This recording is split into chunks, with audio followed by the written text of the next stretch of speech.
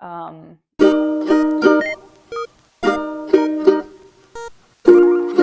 so I wanted to share for the few of you that are going to go through the same process as myself with the pharmacy conversion, pharmacy degree conversion from somewhere in Europe, or not necessarily in Europe, but anywhere outside of the US. What do you need to do as a foreign pharmacist when you come to the US? Um, and granted, I went through this process about 6, 7 years ago. It's pretty much the same process till today. So basically, it's quite annoying. But if you think about how much money you save by doing this conversion, whether, despite the fact that you have to study and do an internship and take multiple exams, you're basically still able to skip the whole um, like education part, um, which obviously in the US can be really, really expensive and a little daunting. Um, so no matter how expensive all the steps are, the exams that you have to take here as a foreign pharmacist, my motivator, or what kept me going, or what kind of reassured me, is that at least when you're done and you are a licensed pharmacist, that's it. You don't have loans to pay back. You don't have to stress too much about that whole thing that American students unfortunately have to deal with, um, or most American students, I suppose. So you come to the US, and you have your degree, right? I remember it being a little complicated at first, because when you first start the process, so when you apply for the first exams, it just obviously they require a lot of paperwork.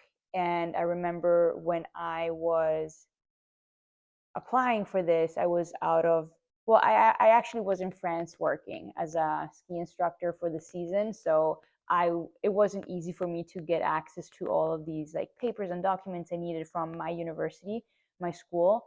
Um, Especially, I don't know if it's like an Italian thing, a little old school, where everything has to be like on paper, um, and it's not that easy, or it wasn't at the time, to get documents electronically. So I remember begging my friend to go to the office and grab this and that paper and document and send it to me, or scan it over. So I remember, it was just a little more complex at first, but then the rest was pretty, the rest of the process was pretty smooth. What you need to do as a foreign pharmacist in order to be able to get licensed in the US is a pharmacological exam for foreigners. That exam, once you pass it, you are eligible to work as an intern in a pharmacy. And the amount of hours you need to work in a pharmacy for that internship, that kind of varies based on the state you're in. So for example, I got licensed in Minnesota. I needed to work as an intern 1,600 hours, which took me about, well, that is about a year, but it took me a little longer because I didn't pass the one of these exams the first time, so I had to stay a little longer. But I'll get back to that. Now in Connecticut, theoretically, it's I don't need to do that. Now that I live in Connecticut, I don't need to do the internship obviously anymore. But I know it's 1,500 hours, so more or less, around that amount of hours. So you have the pharmacological exam, then you have a language exam, the TOEFL. I don't even know how to pronounce that. TOEFL, and that will test your English abilities, speaking, reading, listening. I did prepare for that as well. It is not as easy as it sounds, even if you feel comfortable in speaking.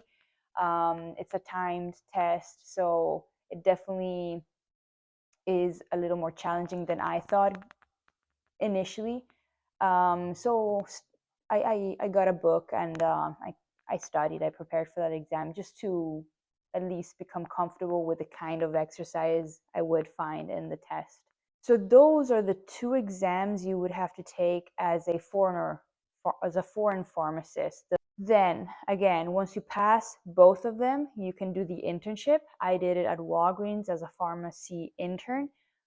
There are different settings where you can work as a pharmacy intern. It could be the hospital, it could be the retail pharmacy.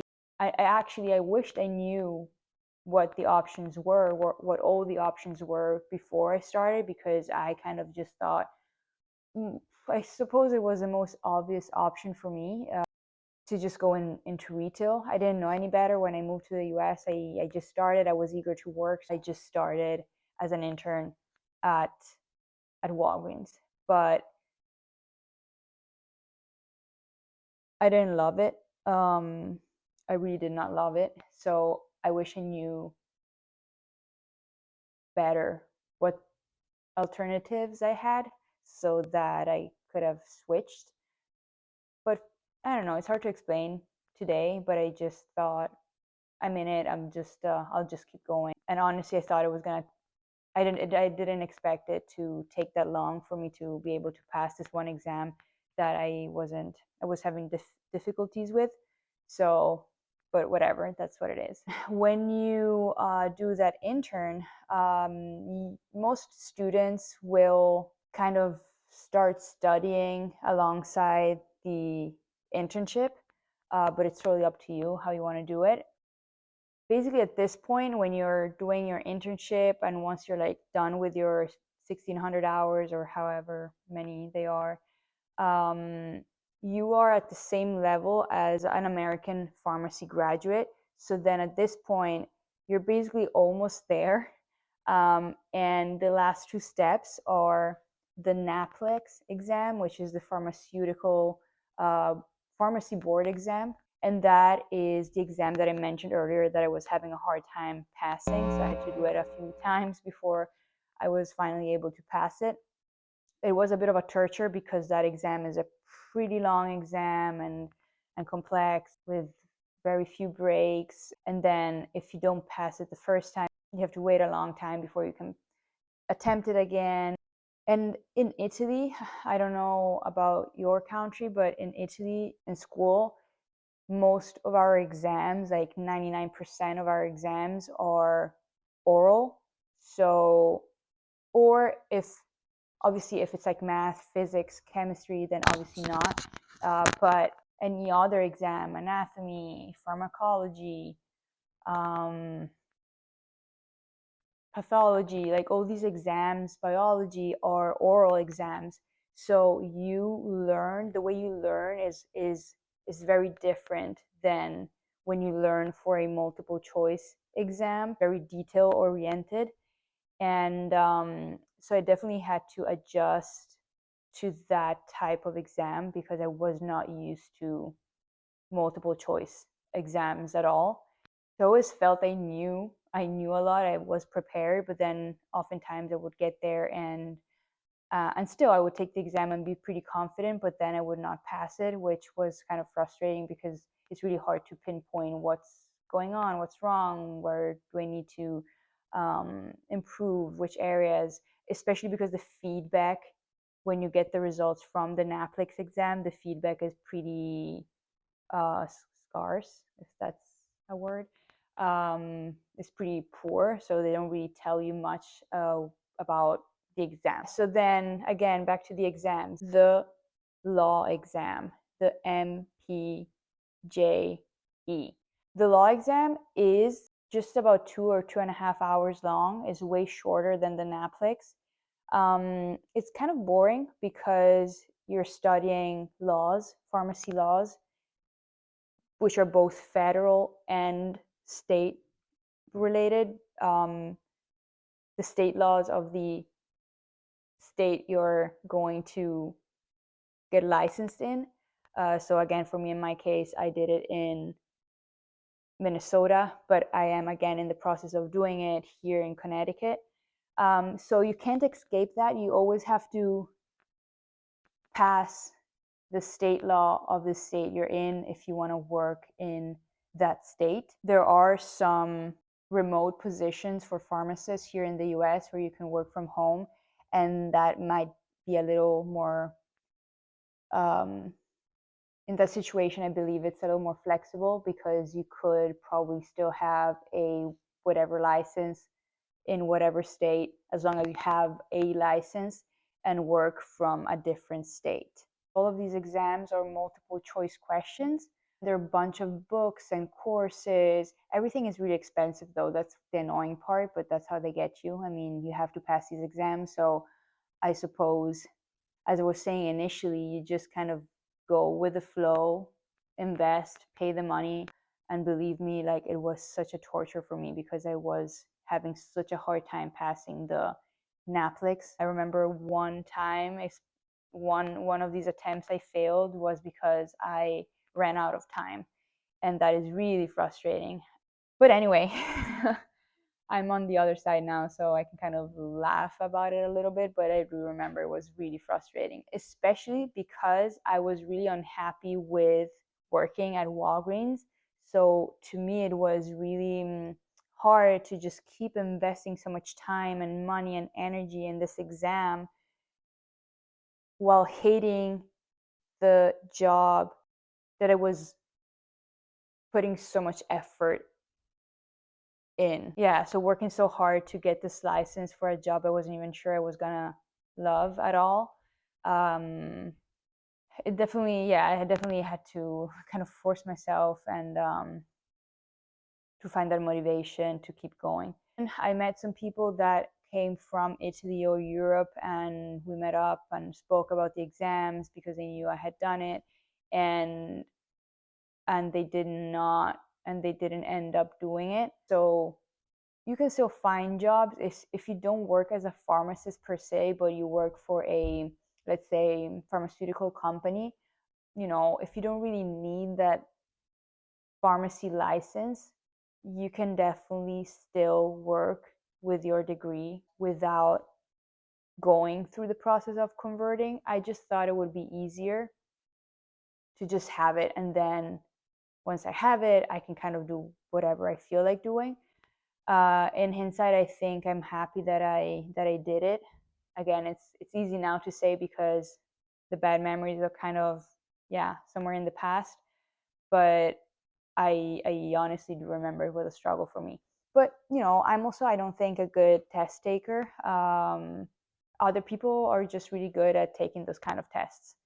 But some people are just more gifted. They just know, they're just better at doing these kind of tests. So I don't want you to feel discouraged. I feel like, again, now knowing that I've done all that and that I have that degree in my hand gave value to my Italian degree instead of just like being, all right, whatever. I studied for 5 years in Italy and now that's it.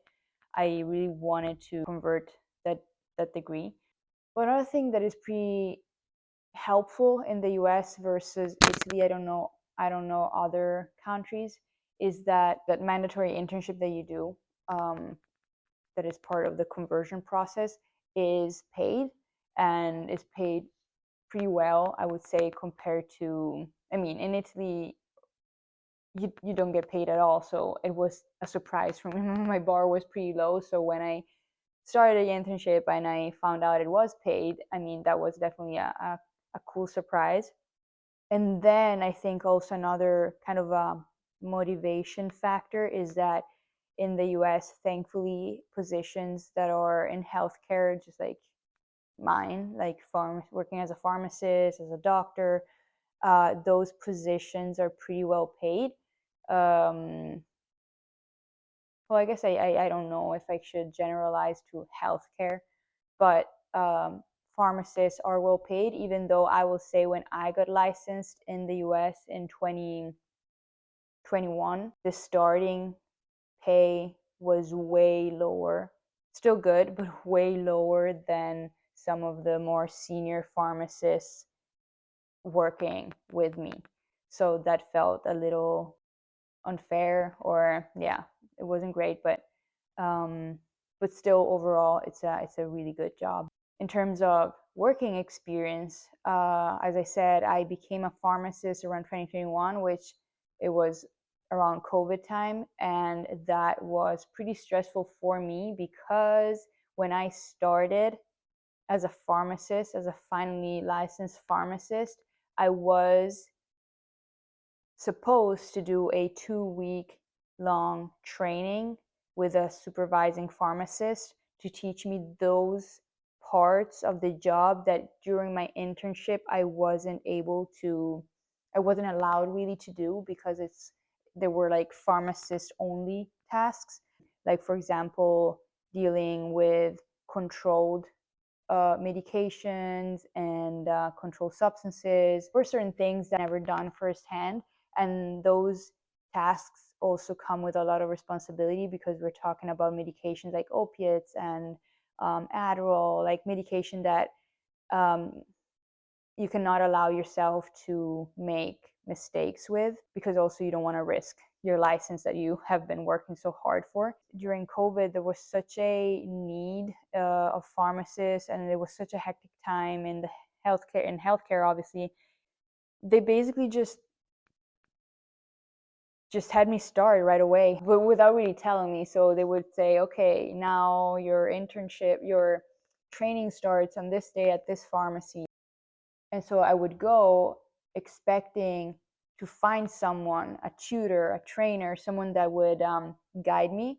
But the person I would find at the pharmacy, so the other pharmacist, would have no clue that they were supposed to train me. And there's not even like the time to train someone because it was really, really hectic with vaccinations, COVID vaccines, flu vaccines, all the standard tasks that you have to take care of on a daily basis. And on top of that, people being somewhat nervous and cranky and more impatient, they just threw me out there with no training, and I kind of had to figure things out by myself with that anxiety of, oh my god, what if I'm doing something wrong because I'm not quite sure how this works. But then the nice thing is that sometimes you work at pharmacies because you rotate oftentimes, or at least that was my experience. I would rotate from one pharmacy to another.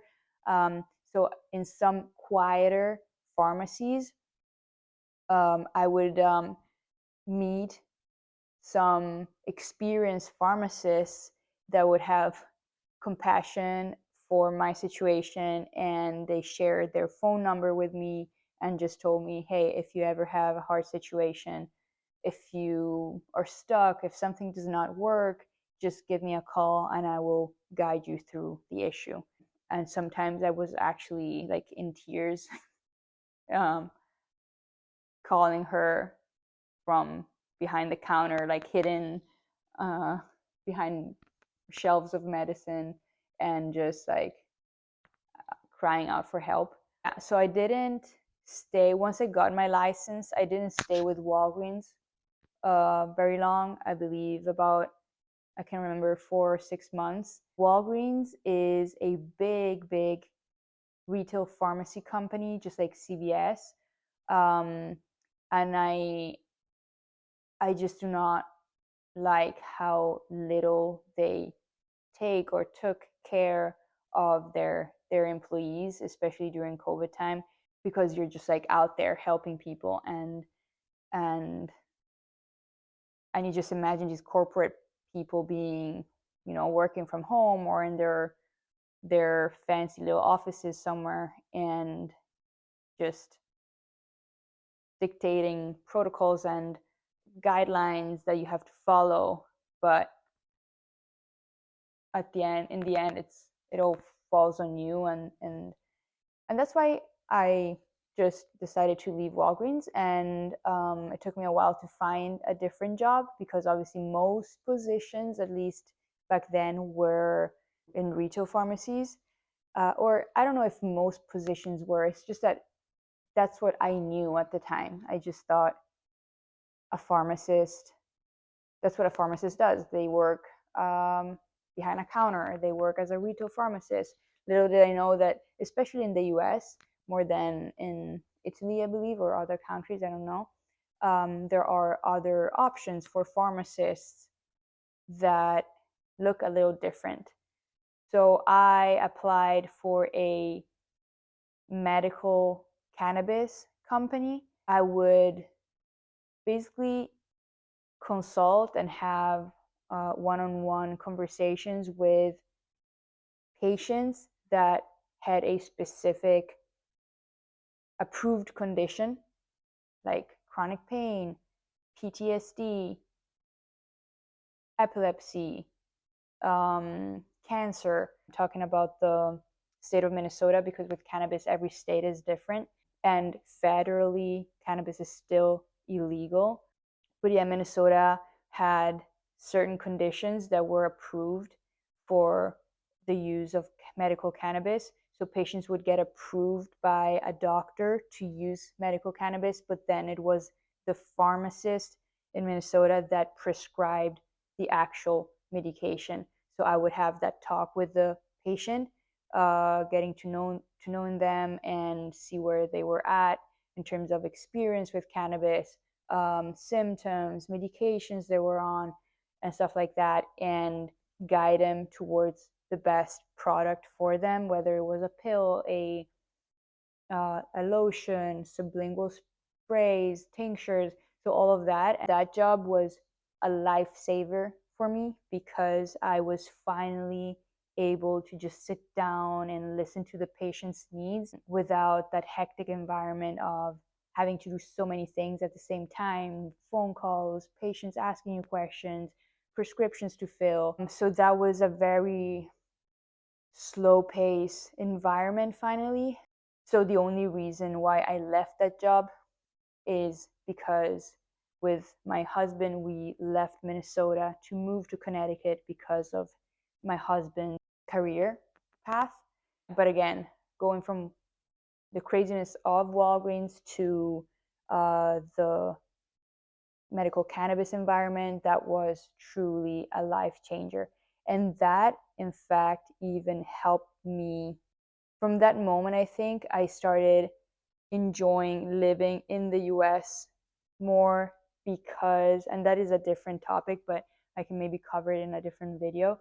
But for the longest time, I was having a really, really hard time enjoying being in the US, like feeling really nostalgic about going home, back to Italy, or more generically, Europe, because I thought I just did not want to be in the US. But then I guess I had this epiphany at some point where I realized it wasn't the US that I wasn't happy with, it was my job. And my job, you just work 8 hours a day, almost every day, in an environment that is bad. So I just thought, I just subconsciously generalized the my discomfort, my pain, my frustration to the US. I then again realized that thankfully it was pretty much the job that was making it so miserable, that was making my life so miserable. But again, maybe I can cover this in a different video. And if you are interested in learning more about that aspect or that part of my experience, then please feel free to leave a comment. If you have any questions, just feel free to let me know. And if you have like any more specific questions about certain exams, just feel free to let me know. I'd be happy to help.